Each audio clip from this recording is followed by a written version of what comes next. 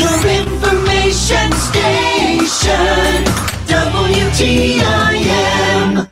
And this is the WTIM Pana Morning Show on your information station. The show is sponsored by People's Bank and Trust, where they put people first, along with Pizza Man, Norrance Hardware, Bob Ridings Pana, the Dairy Queens of Pana and Jacobus, and Okanee Chop Shop. I'm Reed Kamai. Thanks for sticking with us this morning. And you might recognize my next guest as having his name frequently mentioned in some other programming we have on our Heart Media Group stations. I am talking about Denny the Deer Hunter Steiner from Owanaco. And Denny, thanks so much for coming in this morning. Well, thanks for having me, Reed. Yeah, and we were talking a little bit right before we turned the microphones on here about how the Deer Hunter name came to be. And that's what we're mostly here to talk about this morning. And I'll let you just get it started and take it wherever you want.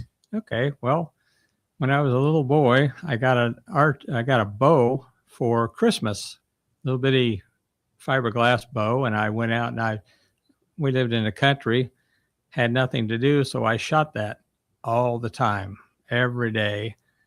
And as I grew up, got older, we started having deer in Illinois, which back then there weren't very many, but a friend of mine said, let's go archery hunting. Let's get some bows and hunt some deer. So we did that. And over the years, I got into more 3D archery, and we had the Christian County 3D Archery Club out here in Taylorville for many years.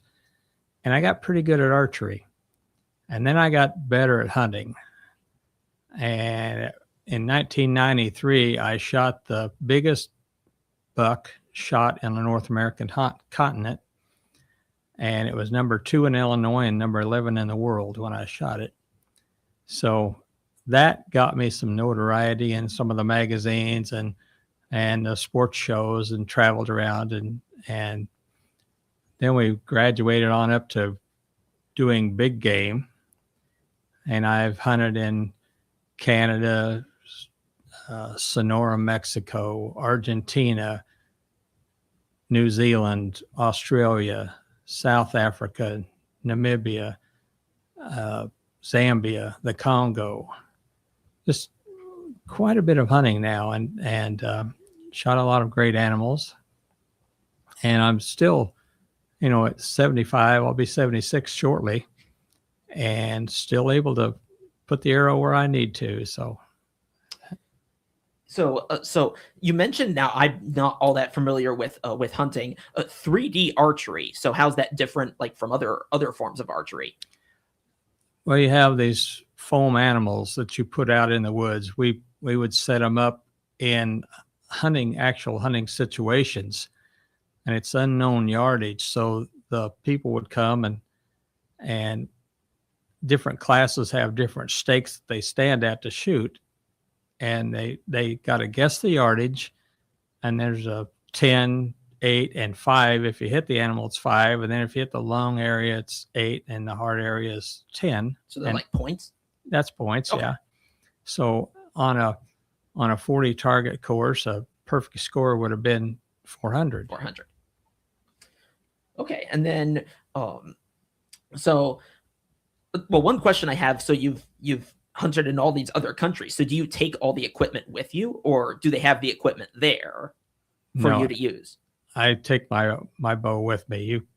A bow is specific to you. It's set up for you and your weight of arrows and everything. And you could get by borrowing a bow from some of the guys, but it's not yours and you haven't practiced with it. So you're better off take your own stuff.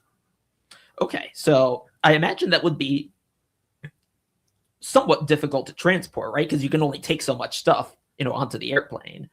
But I guess you have a way to make it work. Yeah, I've learned over the years. I started out carrying a bow case, and then I got a hard golf case on wheels. That didn't work very good because they wanted to open it up every airport. Yeah. And you'd have to pack them in there so that nothing gets disturbed when they throw them around. Yeah. So now I've got a TerraGlide rolling duffel that my bow goes in the bottom and then close on top of it. and they can throw it around. I've had that for several years and had good luck with that. So when you were younger and doing this for the first time, I would imagine then you had all the equipment with you, like in the home when you started. I had nothing. You had nothing. Okay, so we would go to Walmart or Kmart back then and buy. I had a Bear Black Panther Hunter recurve bow that I started with, and believe it or not, they had aluminum arrows. That was really a step forward because everything else was wood or fiberglass. They had fiberglass for fishing, but we actually had aluminum arrows. And then as the years went by, we got into carbon arrows. I think 1993, I got my first Jennings bow, and Browning Mirage arrows. They were carbon and they were small, and they were the fastest thing. It was amazing. I went from shooting maximum of 40 yards to I had an 80-yard pin on that bow, on that new bow with those flat shooting arrows. So I extended my range quite a bit. So I imagine these sort of newer models are a lot more capable, right? Of going after the animals like you're Yes. aiming for. Okay. I don't know very much about hunting, but that's why we have Denny the Deer Hunter Steiner in a studio with us. So we talked a little bit about how you got started. In terms of what's happened since then, where would you like to take me with that? Well, I always dreamed when we were younger. My dad took us to Moequa to I don't know, maybe a VFW hall or something, and they had videos of like Fred Bear hunting a bear with a bow in Alaska, and that sparked something in me, and I always wanted to go to Alaska and or Africa, and I got a chance to go to Africa, and I've been 15 times now. I love Africa, and I take people. Now I book hunts over there. And July and August this year, I've got 3 groups going. So I'm sharing what I know about Africa with other people. And one thing we found out, if you go to Africa the first time, on your way home, you're trying to figure out how you can get back there.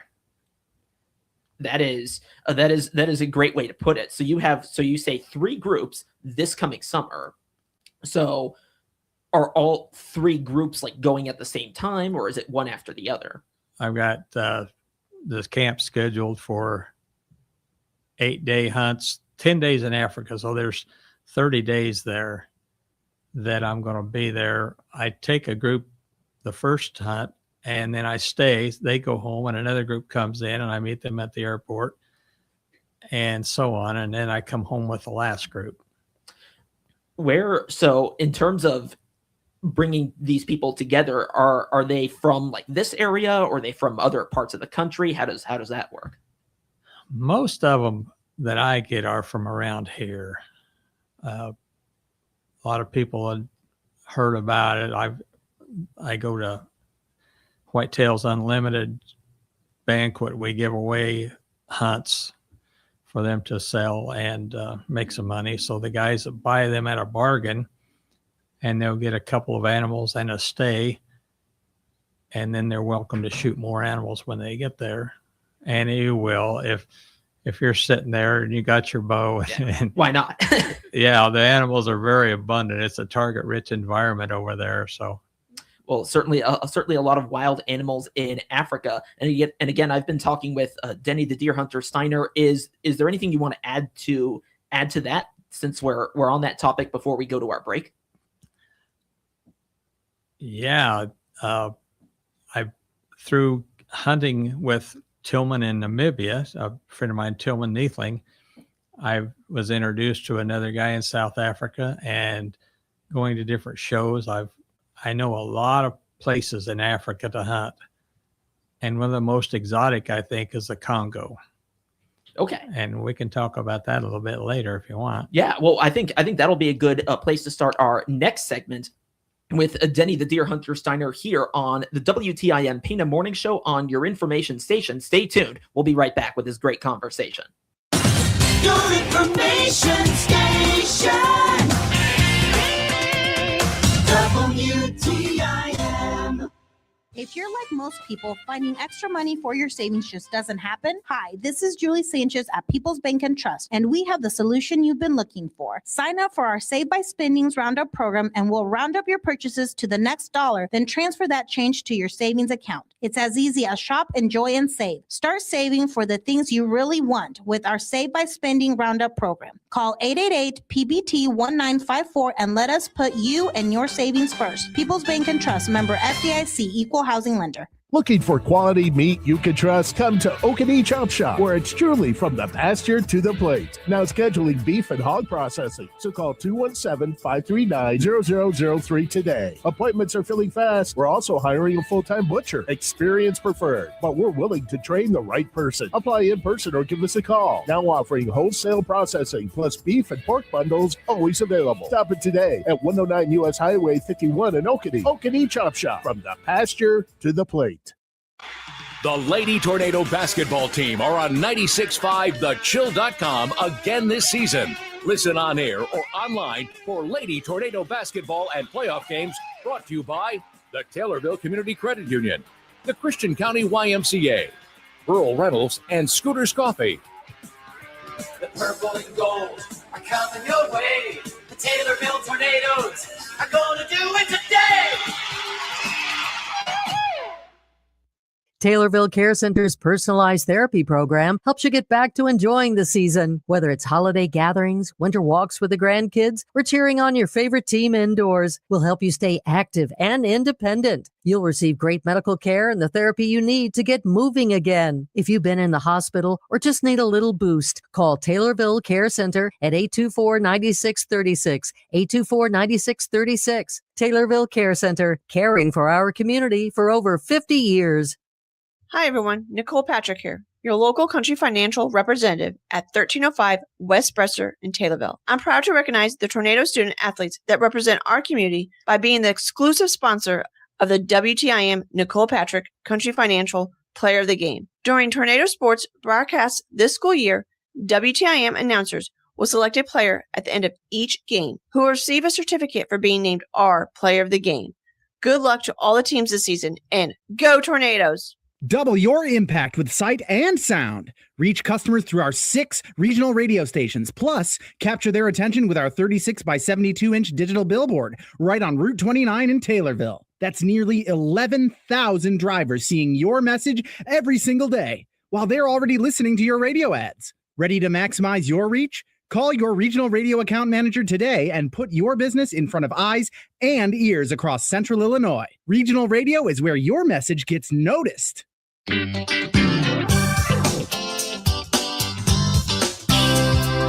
WTIM.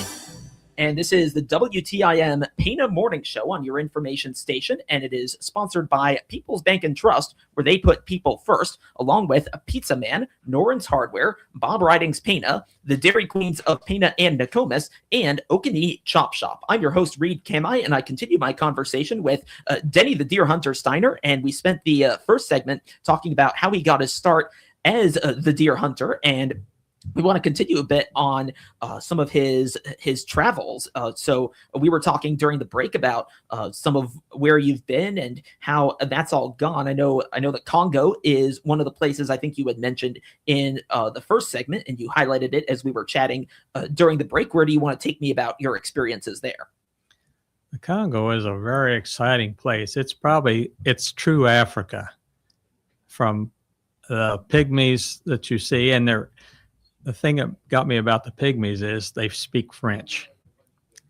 The weirdest thing I've ever seen, that pygmies speaking French. I couldn't comprehend that, but very friendly people.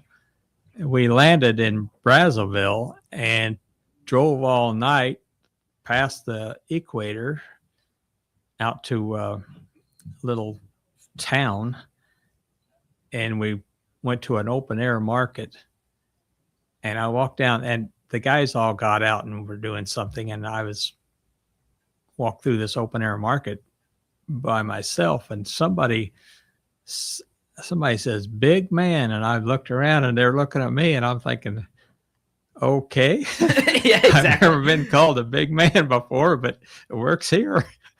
So, but we got to the camp. We had to cross the river. It was about a mile wide, and they had Macoro, hewn out log that was long. We probably had 15 people and our luggage and everything in that, and crossed that river, and then we drove forever, and we got to a place where they used their cell phones, and I said, "How far to camp?" And he said, "Oh, half hour, 45 minutes. Well, we turned and went into the jungle, and we had to, on this road, it was 45 minutes to camp. Okay. And I don't know, maybe 20 kilometers, maybe, but it wasn't a road. It was through the brush, and they had to cut some trees that rains every day. So the trees come down, and got to this nice camp out in there and had a great time. Went bongo hunting and dwarf forest buffalo.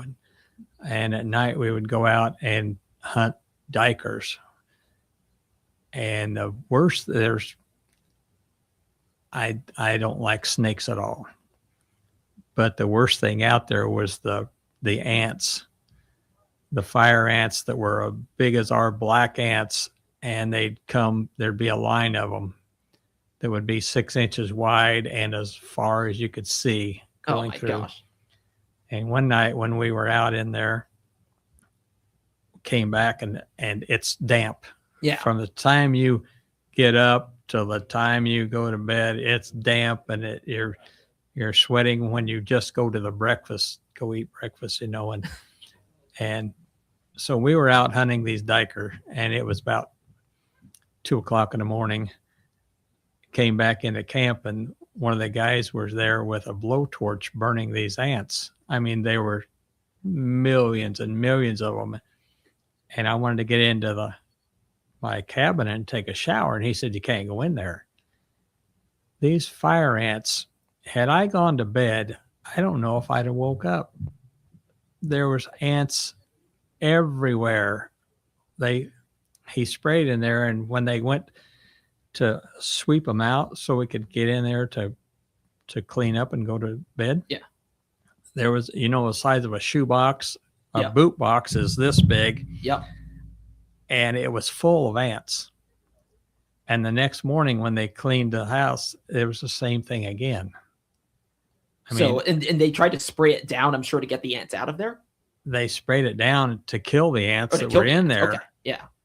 But when we left camp that night, we jumped over 3 lines of those things, and we didn't know they were going to be in our cabins. Okay.